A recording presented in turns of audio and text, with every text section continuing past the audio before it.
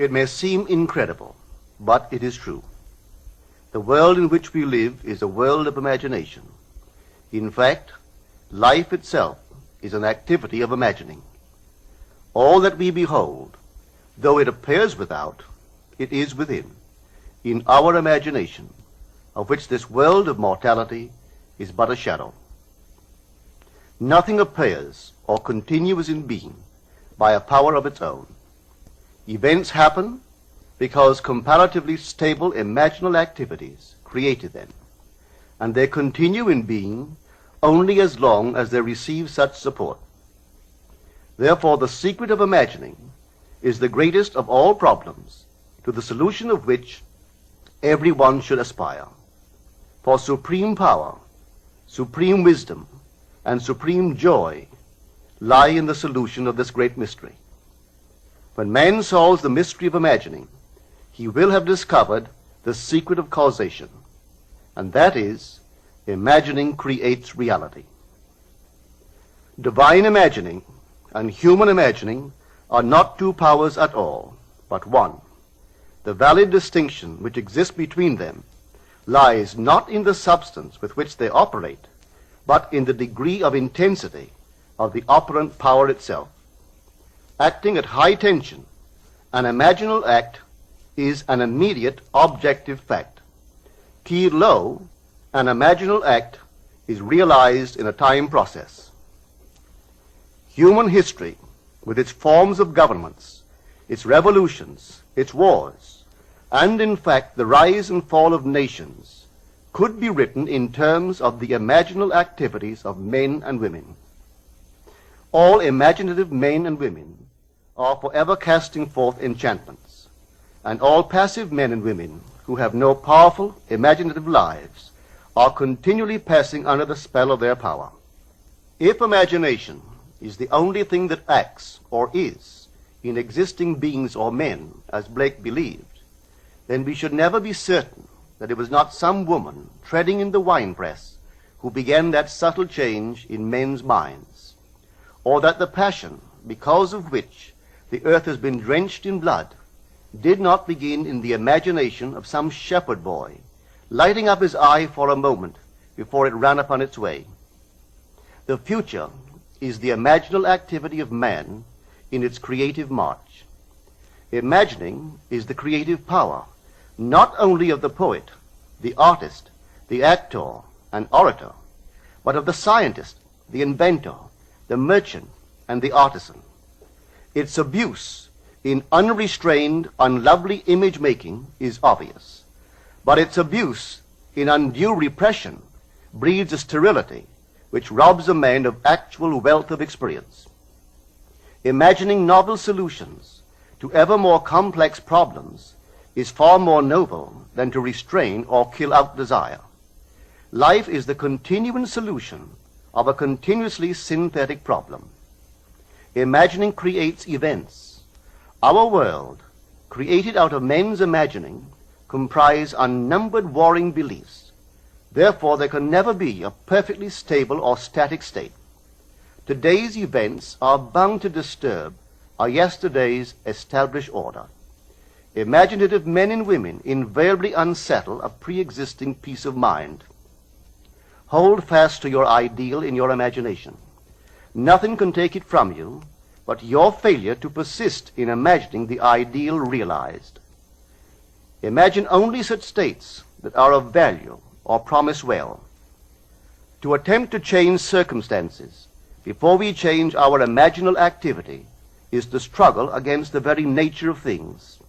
There can be no outer change until there is first an imaginal change. Everything we do, unaccompanied by an imaginal change, is but futile readjustment of surfaces. Imagining the wish fulfilled brings about a union with that state, and during that union we behave in keeping with our imaginal change. This shows us that an imaginal change will result in a change of behavior. However, our ordinary imaginal alterations, as we pass from one state to another, are not transformations, because each of them is so rapidly succeeded by another in the reverse direction. But whenever one state grows so stable as to become our constant mood, our habitual attitude, then that habitual state defines our character and is a true transformation. Now let me call your attention to the design on the cover of this record. You will notice a man sitting on a park bench, imagining himself to be in a home. This is the secret of those who lie in bed awake while they dream things true. They know how to live in their own dream house until, in fact, they do. Man, through the medium of a controlled waking dream, can predetermine his future. That imaginal activity of living in the feeling of the wish fulfilled leads man across a bridge of incident to the fulfillment of the dream. If we live in the dream, thinking from it and not of it, then the creative power of imagining will answer our adventurous fancy, and the wish fulfilled will break in upon us and take us unawares. Man is all imagination. Therefore, a man must be where he is in imagination, for his imagination is himself. To realize that imagination is not something tied to the senses or enclosed within the spatial boundary of the body is most important. Although man moves about in space by movement of his physical body, he need not be so restricted. He can move by a change in what he is aware of. However real the scene on which sight rests, man can gaze on one never before witnessed. He can always remove the mountain if it upsets his concept of what life ought to be. This ability to mentally move from things as they are to things as they ought to be is one of the most important discoveries that man can make. It reveals man as a center of imagining, with powers of intervention which enable him to alter the course of observed events, moving from success to success through a series of mental transformations of nature, of others, and himself. How does he do it? Self-abandonment. That is the secret. He has to abandon himself mentally to his wish fulfilled, in his love for that state, and in so doing live in the new state and no more in the old state. Now we can't commit ourselves to what we do not love, so the secret of self-commission is faith plus love. Faith is believing what is incredible. We commit ourselves to the feeling of the wish fulfilled, in faith that this act of self-commission will become a reality, and it will, because imagining creates reality. Imagination is both conservative and transformative. It is conservative when it builds its world from images supplied by memory and the evidence of the senses. It is creatively transformative when it imagines things as they ought to be, building its world out of the generous dreams of fancy. In the procession of images, the ones that take precedence naturally are those of the senses. Nevertheless, a present sense impression is only an image. It does not differ in nature from a memory image or the image of a wish. What makes a present sense impression so objectively real is the individual's imagination functioning in it and thinking from it, whereas in a memory image or a wish, the individual's imagination is not functioning in it and thinking from it, but is functioning out of it and thinking of it. If the individual would enter into the image in his imagination, as the design on the cover of this record suggests, then would he know what it is to be creatively transformative. Then would he realize his wish, and then he would be happy. Every image can be embodied, but unless man himself enters the image and thinks from it, it is incapable of birth. Therefore it is the height of folly to expect the wish to be realized by the mere passage of time. That which requires imaginative occupancy to produce its effect obviously cannot be effected without such occupancy. We cannot be in one image and not suffer the consequences of not being in another. Imagination is spiritual sensation. Enter the image of the wish fulfilled, then give it sensory vividness and tones of reality by mentally acting as you would act were it a physical fact. Now, this is what I mean by spiritual sensation. Imagine that you are holding a rose in your hand. Smell it. Do you detect the odor of roses? Well, if the rose is not here, why is its fragrance in the air? Through spiritual sensation, that is, through imaginal sight, sound, scent, taste, and touch, man can give to the image sensory vividness. If he does, all things will conspire to aid his harvesting. And on reflection, he will see how subtle were the threads that led to his goal. He could never have devised the means which his imaginal activity used to fulfill itself. If man longs to escape from his present sense fixation, to transform his present life into a dream of what might well be, he has but to imagine that he is already what he wants to be, and then feel the way he would expect to feel under such circumstances. Let him, like the make-believe of a child who is remaking the world after its own heart, create his world out of pure dreams of fancy. Let him mentally enter into his dream. Let him mentally do what he would actually do were it physically true. He will discover that dreams are realized not by the rich, but by the imaginative. Nothing stands between man and the fulfillment of his dreams but facts, and facts are the creations of imagining. If man changes his imagining, he will change the facts. Man and his past are one continuous structure. This structure contains all of the facts which have been conserved and still operate below the threshold of his surface mind. For him, it is merely history. For him, it seems unalterable, a dead and permanently fixed past. But for itself, it is living. It is part of the living age. We cannot leave behind us the mistakes of our past, for nothing disappears. Everything that has been is still in existence. The past still exists, and it gives and still gives its results.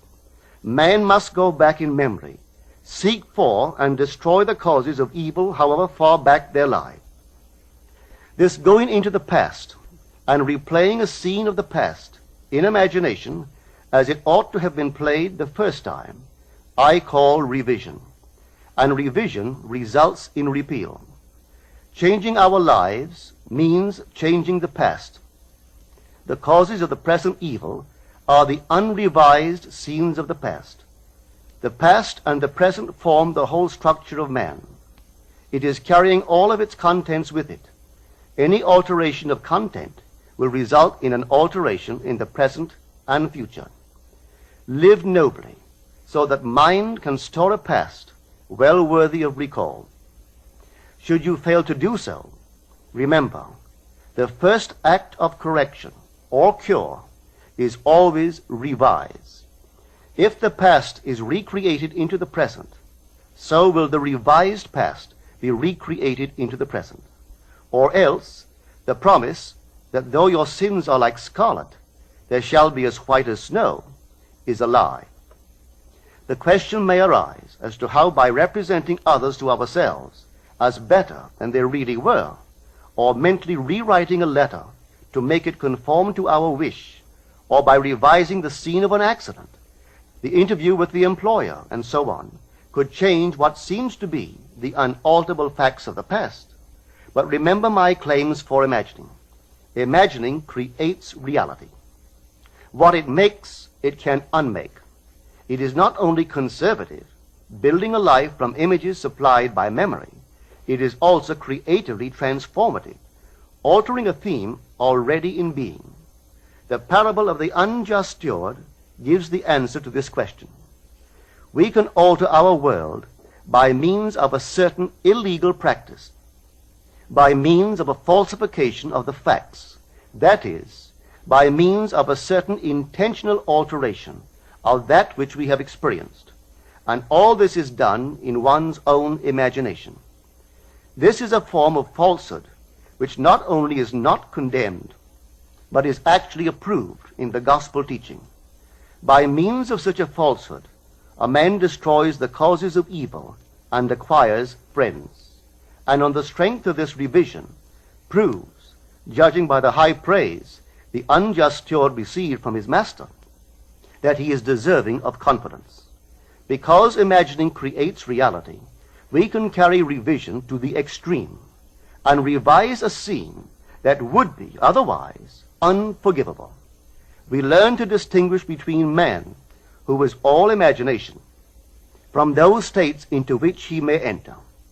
An unjust steward, looking at another's distress, will represent the other to himself as he ought to be seen. Were he himself in need, he would, like the man on the cover of this record, enter his dream house in his imagination and imagine what he would see and how things would seem and how people would act after these things should be. Then in this state he would fall asleep, feeling the way he would expect to feel under such circumstances. Would that all the Lord's people were unjust stewards, mentally falsifying the facts of life to deliver individuals forevermore. For the imaginal change goes forward until at length the altered pattern is realized on the heights of attainment. Our future is our imaginal activity in its creative march. Imagine better than the best you know.